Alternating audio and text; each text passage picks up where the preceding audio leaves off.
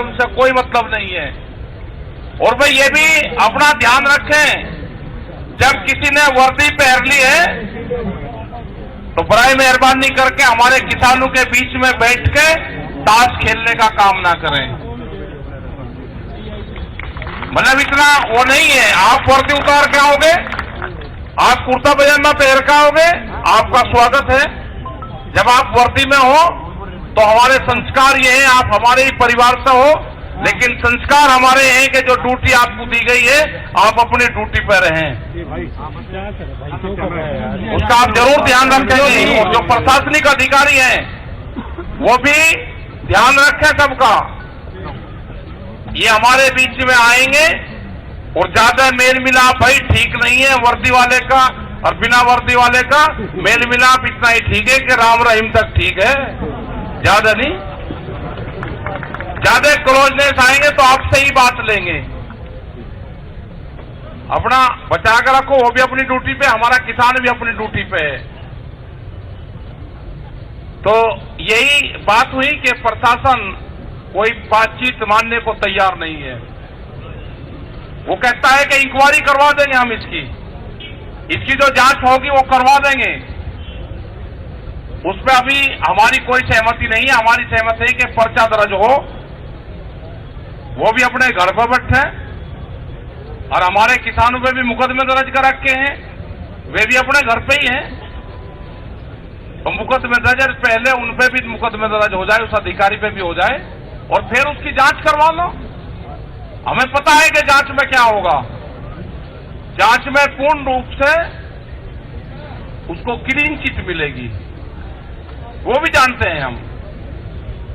लेकिन जिस हिसाब से किसान मान सम्मान के साथ में यहां पे आया है, जिस हिसाब से कल बहुत शांतिपूर्ण तरीके से यहां पे किसान हमारा आया, तो उसी शांतिपूर्ण तरीके से हम अपने इस आंदोलन को बनाए रखें। इसमें लोग आते रहें, जाते रहें, जो हमारे भंडारे चलते रहे वे बादस्तूर हमारे चलते रहे, जो लंगर हमारे चल रहे, हम इन सब चीजों का ध्यान रखें। जो दुकान है उनका भी ध्यान रखें, जो लोग यहाँ पाए हम उनको भी ध्यान रखें। और जो भी मीटिंग संयुक्त मोर्चे की होगी, अगली कोई भी कॉल देनी होगी तो संयुक्त मोर्चा उसमें तय करके वो कॉल दे देगा। योगेंद्र यादव जी भी हमारे बीच में आ रहे हैं, ये भी अपने दो बात अपनी कहेंगे, और आप सब लोग ध्यान से सुनते रहेंगे, अपना शांति बनाए रखेंगे। आ जाओ योगेंद्र जी, आ जाओ। मैं 1 मिनट वास्ते प्रधान जी गुरनाम सिंह चुनी 1 मिनट वास्ते आपसे कोई ना विचार साझा कर रहे हैं। गुरनाम सिंह जी चुनी। भाई जो गुरुद्वारे वाले भाई हैं वो हमारी पहले दिन से लंगर की बहुत सेवा करते हैं, हम सलूट करते हैं, धन्यवादी हैं। आज से नहीं, गुरुद्वारे में सेवा की जो प्रथा है वो सदियों से चल रही है। हमारा कहीं भी धरना हो, गुरुद्वारे वाले लंगर बनाते हैं, हमारे पास पहुंचाते हैं। हम उनकी जितनी तारीफ कर पाए कम है। रात भी यहाँ पे बैठे थे और सामने जो गुरुद्वारा है उन्होंने लंगर बना के पहुंचाया, सवेरे चाय पहुंचाई, बिस्कुट पहुंचाए, और पता नहीं क्या क्या पहुंचाया। बहुत सेवा कर रहे हैं, हम अति आभारी हैं। लेकिन इस पे एक छोटा सा बयान बादल साहब का आया है, सुखबीर बादल साहब का, और उसने कहा है कि गुरनाम सिंह ने मेरे को कल फोन किया था कि गुरुद्वारा साहिब से लंगर करनाल में भिजवाया जाए। तो वो क्यों बयान दिया, उसके पीछे क्या मंशा थी, परमात्मा जाने। मैंने अभी तक बयान सुना नहीं है, लेकिन मीडिया वालों ने भी मेरे से आते आते कई सवाल कर लिए कि उन्होंने ऐसा बयान दिया है, क्या आपकी कोई बात हुई थी? वो क्या दर्शाना चाहते हैं मेरे को नहीं पता, लेकिन गुरुद्वारे वाले हमारी खुद सेवा कर रहे हैं, हमें फोन करने की क्या जरूरत थी बादल साहब को? क्या लंगर के लिए बादल साहब को फोन करेंगे? और क्या बादल साहब सारे गुरुद्वारों के कोई ठेकेदार थोड़े ही हो गए हैं? ये उन्हीं के कहने से लंगर आएगा।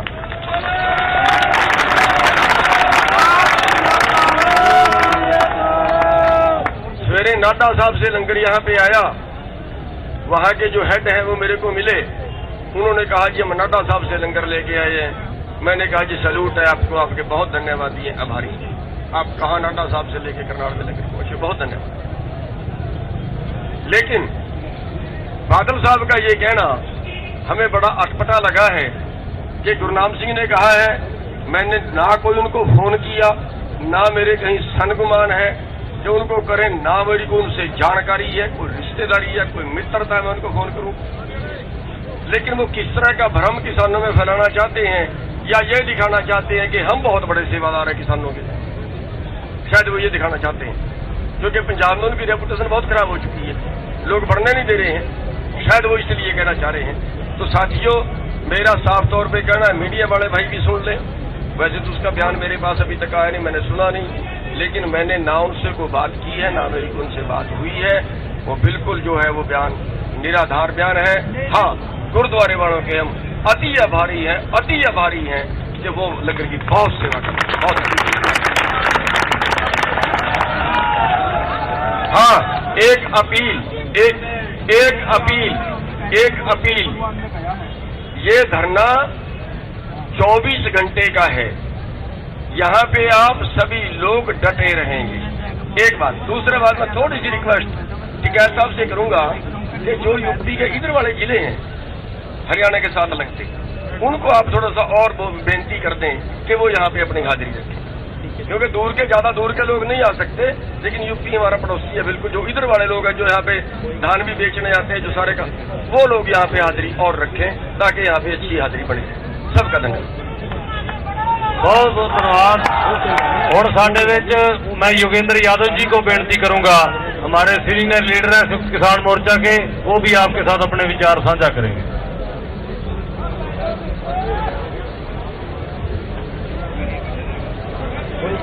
किसान साथियों,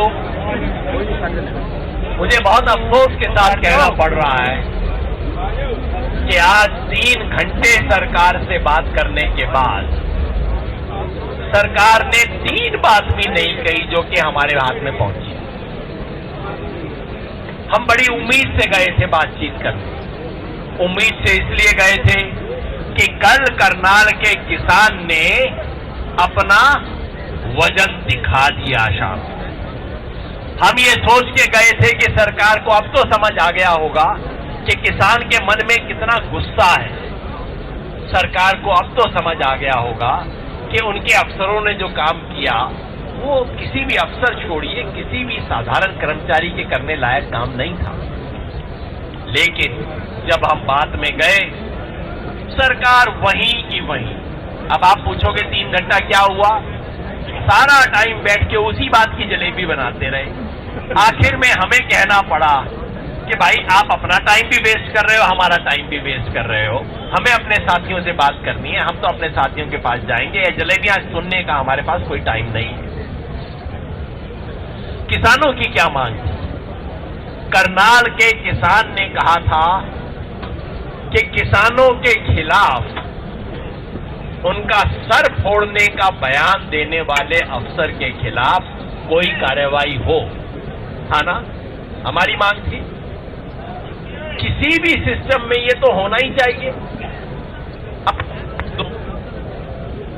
बोल दो कि भाई मेरे भाई का सर फोड़ दे, तो सरकार क्या करेगी?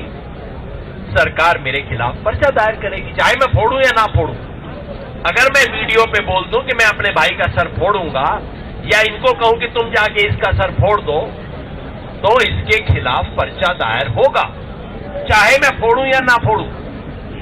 हमने कहा कि भाई इस अफसर का तो पूरी दुनिया ने देख लिया, इस पे तो कुछ कार्रवाई करो।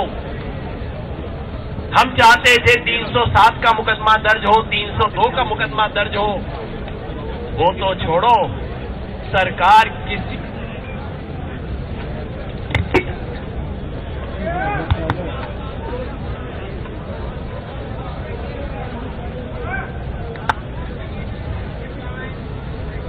हेलो, हाँ, सरकार किसी तरह का कोई पर्चा दायर करने के लिए तैयार नहीं है। बिल्कुल दो टूक बात सरकार नहीं कहती।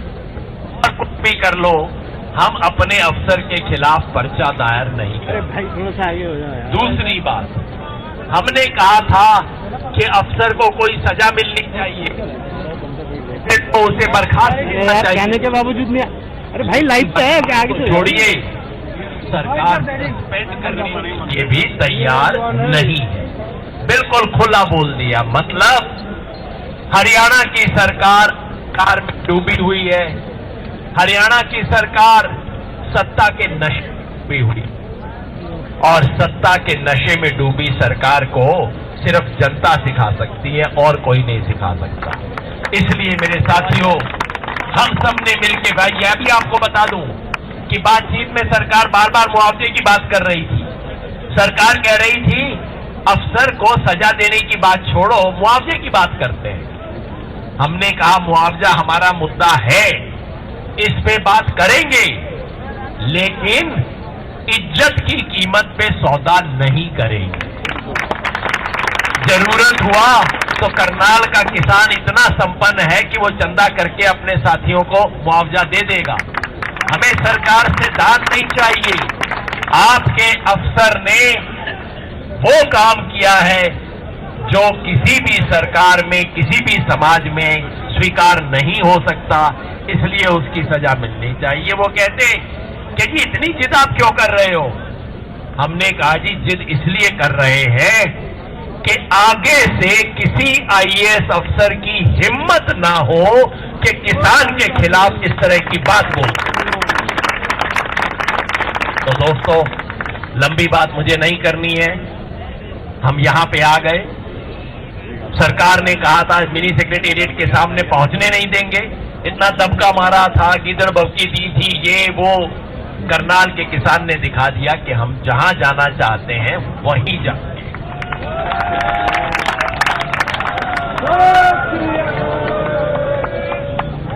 सरकार ने मीटिंग में कहा कि आप धरने को शिफ्ट कर लो, पीछे कोई ग्राउंड है वहां पे ले जाओ। मैंने कहा नहीं जी, ये तो हमने आपसे सीख लिया, मंदिर वहीं बनाएंगे, अब ये धरना यहीं पे लगेगा और कहीं नहीं। उन्होंने कहा कि ये तो मिनी सेक्रेटेरिएट बंद हो गया। हमने कहा हमने बंद नहीं किया है, मिनी सेक्रेटेरिएट को ताला हमने नहीं लगाया है, आपने ताला लगाया है, आप देख लो, हमारे से कोई मतलब नहीं है इसका। और यहां पीछे कई दुकानदार भाइयों की दुकानें हैं, उनके लिए मैं विशेष कह दूं, भाई करनाल के किसी नागरिक से हमारी कोई दुश्मनी नहीं है, ये सब हमारे साथी हैं, सब हमारे भाई हैं। आपकी दुकानों को कोई तकलीफ होगी, हमारे साथी यहां सबसे पहले आपकी तकलीफ दूर करेंगे। हम नहीं चाहते आपकी दुकानें बंद हो, हम करनाल के सारे नागरिकों के साथ हैं। ये सेक्रेटेरिएट आने वाले आधे से ज्यादा तो किसान है भाई, हम उसको क्यों नुकसान पहुंचाएंगे? तो ये हमने बता दिया जी, जो करना है करें। तो हमने ये बिल्कुल स्पष्ट कर दिया है दोस्तों, ये घेराव अब आगे चलेगा और अब ये करनाल के किसानों की हिम्मत को चैलेंज है। आपने इतना बड़ा काम तो कर दिया, बस अब जो कर दिया इसको बना के रखना है कुछ देर। आप ये देखना सरकार घुटनों के बल आएगी। ये हिसार में हुआ, यही टोहाना में हुआ और यही करनाल में होगा, सरकार घुटनों के बल आएगी। बस हमें इस मोर्चे को बनाए रखना है।